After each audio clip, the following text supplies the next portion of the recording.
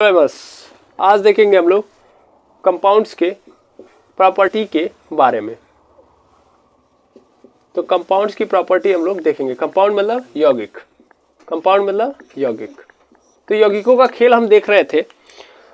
अब यौगिकों का खेल इस लेवल पे आ चुका है कि हम लोगों ने इससे पहले देख लिया था यौगिक जैसे कैसे कैसे वैसे कैसे सब कैसे काम करते हैं। दैट मीन्स यौगिक किसे कहते हैं, ठीक है। तो यौगिक किसे कहते हैं इसके बारे में हम लोगों ने बात कर लिया था।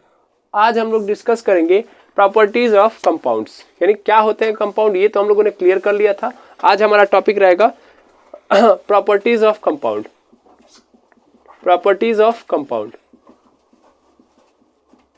कंपाउंड यौगिकों की विशेषता, यौगिकों की विशेषता यानी क्या क्या विशेषताएं हैं। कोई अगर एक कंपाउंड है तो कैसे उसकी क्या क्या स्पेशलिटी है, ठीक है। तो सबसे पहला जो बात बताया जाता है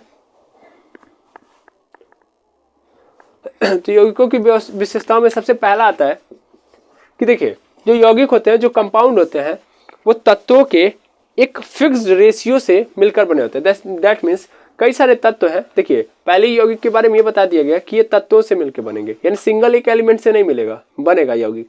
ये दो होने चाहिए एलिमेंट या दो से अधिक होने चाहिए, और उसके साथ साथ उनका जो रेशियो होना चाहिए वो क्या होना चाहिए, फिक्स होना चाहिए। और इसके पहले हम लोगों ने इस पे अच्छे तरीके से बात कर ली है। मैंने बताया था कि H2O में हाइड्रोजन 2 होना चाहिए और ऑक्सीजन कितना होना चाहिए, 1। दैट मीन्स 2:1, ये फिक्स है। यानी इसके अलावा अगर मैं 3:1 कर दूं तो फिर ये एग्जिस्ट नहीं करेगा, यानी H3O जैसा कोई यौगिक एग्जिस्ट ही नहीं करेगा। है बात समझ में? क्यों? तो आपने कारण समझ लिया था। इसका कारण था रासायनिक आबंधन यानी केमिकल बॉन्डिंग, कि ऑक्सीजन 2 से ज्यादा बॉन्डिंग बना ही नहीं सकता है कि नहीं है। इसके बारे में हम लोगों ने पहले ही डिस्कस कर लिया था, ठीक है। तो यौगिक जो होते हैं वो तत्वों के एक निश्चित अनुपात के संयोग से क्या होते हैं, बनते हैं। यानी यही चीज आपको मैं लिखवा रहा हूं। यानी यौगिक जो होते हैं यानी कंपाउंड्स जो होते हैं are made up by chemical reaction of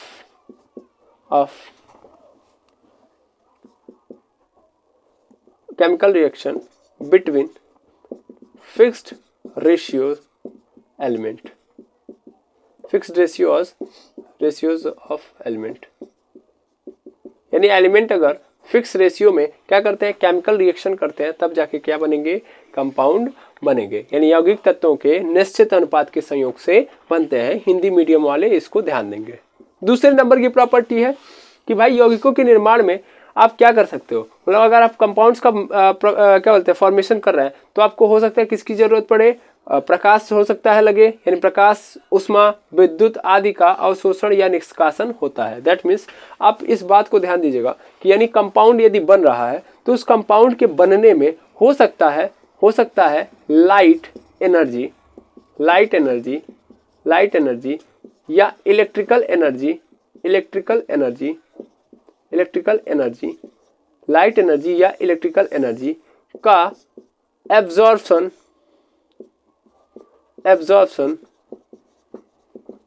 का मतलब बोलते हैं हिंदी में अवशोषण,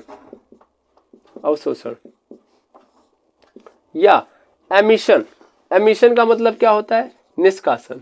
यानी एमिशन भी हो सकता है, एमिशन भी बोल सकते हो और एक्सक्रिएशन भी बोल सकते हो। तो इसको हम लोग बोल सकते हैं निष्कासन। इसका मतलब क्या है, इसका मतलब समझिएगा। मतलब अगर एक कंपाउंड बन रहा है तो एक कंपाउंड को बनाने के लिए, यानी उन दोनों को जोड़ने के लिए, उनको पास लाने के लिए हमें क्या देना पड़ता है, एनर्जी देना पड़ता है। क्या देना पड़ता है, एनर्जी। यानी बिना एनर्जी दिए आप नहीं कर सकते। या कभी कभी ऐसा होता है कि एनर्जी खुद क्या नहीं होती है, निकलती है। क्या होती है, निकलती है। यानी कंपाउंड बन रहा है तो हो सकता है एनर्जी क्या हो, बने। तो मैं ये बता रहा था कि केमिकल बॉन्ड जुड़ेंगे तो भी एनर्जी का हो सकता है लगे। यार मान लीजिए जुड़ रहे हैं तो एनर्जी निकले। सर नहीं समझ में आया, 1% नहीं समझ में आया। अच्छा ठीक है, हम समझाते हैं। देखिए कभी कभी होता क्या है कि दो एलिमेंट है, मान लीजिए ये A प्लस बी और ये A प्लस बी जुड़ने के लिए, यानी ये दोनों आपस में जुड़ के AB बनाने के लिए एनर्जी मांगते हैं। क्या मांगते हैं? एनर्जी मांगते हैं। एग्जाम्पल बताऊं मैं? हाँ सर बताइए आप लोग। मैं अभी एलिमेंट की बात नहीं कर रहा हूं, अभी आप लोग ध्यान से सुनिएगा। तो आप लोग एक एग्जाम्पल सुनेंगे प्रकाश संश्लेषण का, जिसमें आप देखते हैं CO2 और H2O है कि नहीं है, ये दोनों मिलते हैं और ये दोनों मिलके क्या बनाते हैं? C6H12 और O6 का निर्माण करते हैं और यहां से क्या निकल के आता है? ऑक्सीजन गैस निकल के आता है ना। लेकिन ये तभी जुड़ेगा जब इनको क्या मिलेगी? प्रकाश ऊर्जा। याद करो, यानी जब तक पौधों को प्रकाश नहीं मिलेगा तब तक पौधे खाना नहीं बनाएंगे। इसका कारण क्या है? यह दोनों कंपाउंड आपस में कनेक्ट ही नहीं होंगे। आई बात समझ में? ये दोनों मिलके C6H12 O6 का निर्माण ही नहीं कर सकते जब तक इनको क्या नहीं मिलेगा? प्रकाश ऊर्जा। समझ में आई बात? तो यानी प्रकाश ऊर्जा मिल रहा है तब जाके इनका क्या हो रहा है? निर्माण हो रहा है ना, एक नए कंपाउंड का निर्माण। उसी तरीके से दो एलिमेंट जब मिलते हैं तो कभी कभी इस बात को बड़े अच्छे से समझ लीजिएगा, कभी कभी हमें ऊर्जा देनी पड़ती है उनको जोड़ने के लिए। उनको जोड़ने के लिए क्या करनी पड़ती है? कभी कभी ऊर्जा देनी पड़ती है। तो अगर ऊर्जा देनी पड़ रही है, यानी अगर इनको जोड़ने के लिए ऊर्जा देनी पड़ रही है, तब ऐसे प्रोसेस को, यानी ये जो प्रक्रिया हुई, यहाँ पे केमिकल रिएक्शन हुआ है, तो ऐसा केमिकल रिएक्शन आपका कहलाएगा एंडोथर्मिक। क्या कहलाएगा? एंडोथर्मिक। याद रखेंगे इसको, एंडोथर्मिक केमिकल रिएक्शन कहलाएगा। दैट मीन्स दो कंपाउंड है, उन दोनों कंपाउंड को आप दो एलिमेंट है, उन दोनों को जुड़ के एक नए कंपाउंड बनाने के लिए यदि क्या करना पड़ रहा है? एक एनर्जी की जरूरत पड़ रही है, यानी वो क्या कर रहे हैं? अवशोषण कर रहे हैं। क्या कर रहे हैं? अवशोषण कर रहे हैं, ले रहे हैं एनर्जी को। एनर्जी को क्या कर रहे हैं? ले रहे हैं। तब उनको क्या बोलेंगे? एंडोथर्मिक। क्या बोलेंगे? एंडोथर्मिक। और कभी कभी क्या होता है, कुछ केमिकल रिएक्शन में यदि A plus B, that means दो एलिमेंट जुड़ते हैं, तो जुड़ने के लिए उनको एनर्जी नहीं चाहिए, लेकिन जो ही जुड़ जाएंगे तो जुड़ने के बाद एनर्जी रिलीज होगी।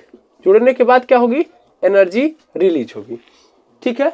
कभी कभी ऐसा भी नजर आएगा आपको कि दो कंपाउंड जुड़ेंगे और जुड़ने के बाद क्या नजर निकल के आएगी? एनर्जी। तो एनर्जी रिलीज होगी। तो ऐसे प्रोसीजर को हम लोग बोलते हैं एक्सोथर्मिक। क्या बोलते हैं? Exothermic reaction. एक्सोथर्मिक। ऐसा प्रोसीजर क्या कहलाएगा? एक्सोथर्मिक। ये बहुत इंपॉर्टेंट टर्मिनोलॉजी है, एंडोथर्मिक और एक्सोथर्मिक।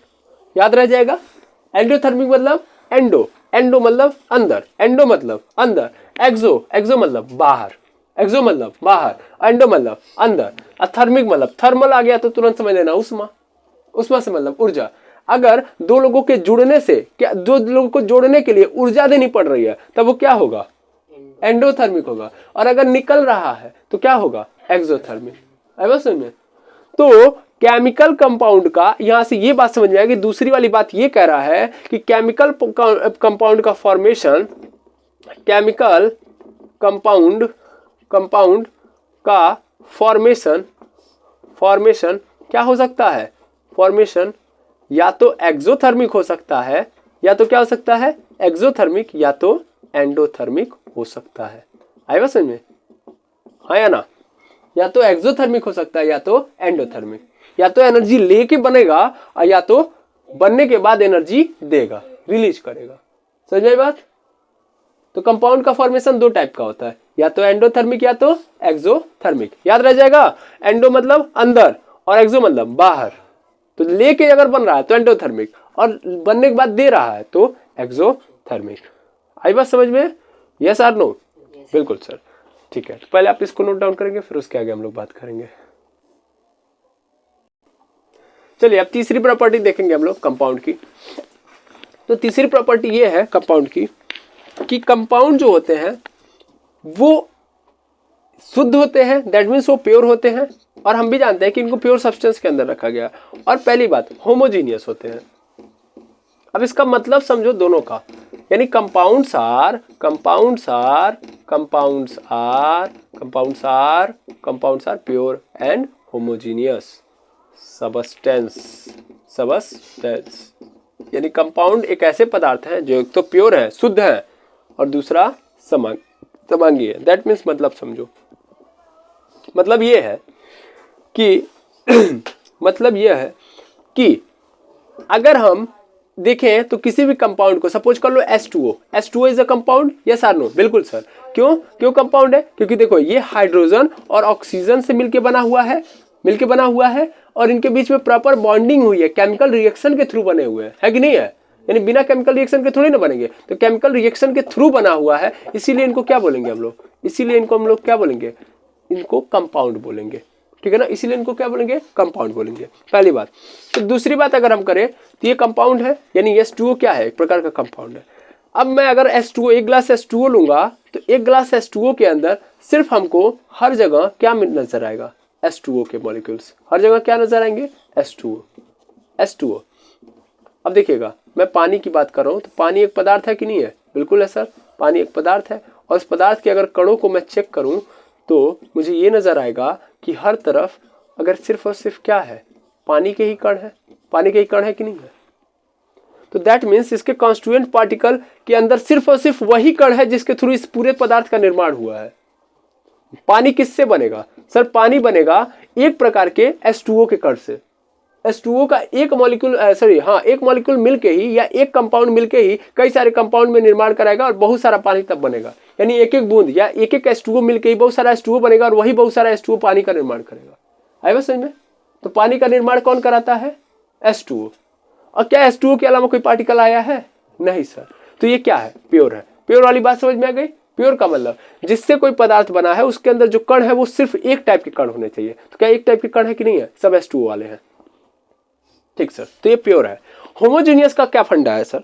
होमोजीनियस का मतलब यह है कि अगर तुम मान लो यहां से तुम निकाल रहे हो पानी को, यानी एक बूंद पानी यहां से ले रहे हो, एक बूंद पानी यहां से ले रहे हो, ऊपर से लिए पानी एक बूंद या एक चम्मच ले लो। कितना चम्मच? एक चम्मच। उस एक चम्मच पानी को आइसोलेट करो, इतना पानी आया, इसके अंदर मान लेता हूं 5 पार्टिकल नजर आए। किसके? H2O के। यानी H2O के कितने पार्टिकल नजर आए?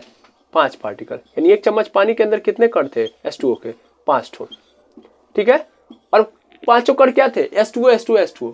तो अगर तुम इस कोने से एक चम्मच पानी लोगे, इस कोने से मान लो सपोज कर लो फुल लिया तुमने, वहां से एक चम्मच उठाया और एक चम्मच पुनः यहां से उठाया, ये वाला तो यहां से उठाए हो ऊपर से, तो ये वाला तुमने उठाया एक बूंद और इस एक चम्मच, तो वहां से भी तुम जब निकाल रहे हो तो वहां से भी कितना निकल के आ रहा है? 5 ही कण। कितना कण? 5 ही कण। किसका? H2O का। यानी 5 ही कण से बना हुआ था वो पानी की बूंद और पांचों कण कैसा था? H2O वाला था। कैसा था? H2O। क्या बात समझ में आई? ये सब कैसे कण थे? H2O के। तो इसका मतलब क्या हुआ सर? इसका मतलब ये हुआ कि पानी क्या है? होमोजीनियस। होमोजीनियस को हिंदी में बोलते हैं समांगी। क्या बोलते हैं? समांगी। समांगी का मतलब क्या होता है? बात समझ में आ रही है? समांगी का मतलब यही होता है कि हर जगह पे जिस भी डायरेक्शन में से हम उठाए उस पदार्थ के कणों को, तो वो कण हमेशा क्या होने चाहिए? बराबर।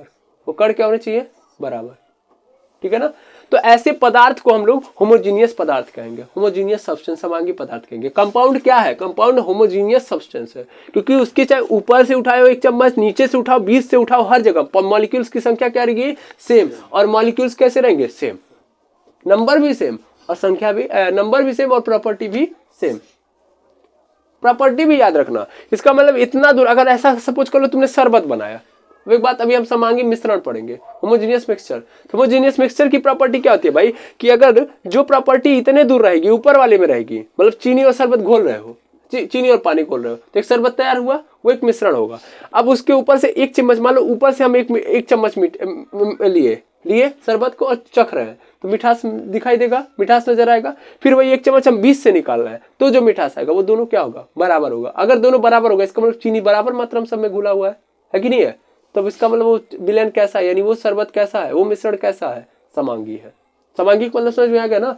जो प्रॉपर्टी ऊपर है वही प्रॉपर्टी नीचे हो, वही प्रॉपर्टी बीच में, किसी भी डायरेक्शन में प्रॉपर्टी चेंज नहीं होनी चाहिए। तो ऐसे सब्सटेंस को हम लोग क्या बोलेंगे? होमोजीनियस बोलेंगे।